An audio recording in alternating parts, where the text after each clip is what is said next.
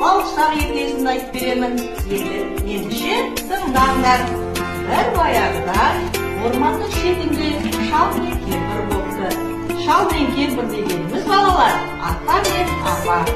Бір күні шал апасына қарап, кемпірім, маған бауырсақ пісіріп берші дейді. Кемпірі ойланып тұрып, үйде ұн қалып еді дейді.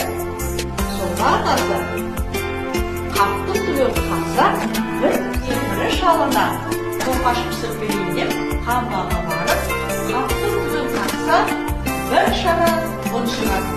Бір шара ұнға әдемілеп суымай қосып, әдемілеп жұмсақ қылып тоқашты дейді. Әдемі ол тоқаш қып-қызыл болып піседі. Ол кемпірі сусынды терезенің алдына қояды.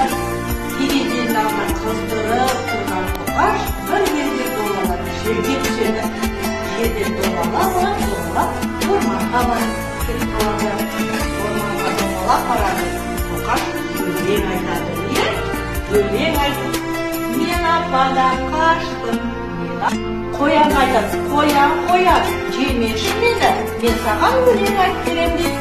Мен ападан қаштым. Қоян сеніңді қашамды ары қарай домалап өлең айтып орманның арасында болса, алдынан қасқыр шығады. О тоқаш, қарным ашты, мен сені қазір жеп қоям дейді. Тоқаш қорқып кетеді. Жемеші қасқыр, мен саған өлең айтып берем дейді.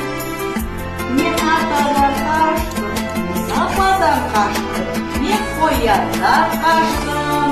Сен енді қашан дейді, қасқырдан қаш береді. Орманға өлең айтып береді. Алдынан қайын шығады. Торма. Тоқаш, орманды шулатып жүрген кім десем сен екенсің ғой. Қазір мен сені жеп қоям дейді. Тоқаш қорқып кетті. Жемеші, мен саған өлең айтып берем дейді.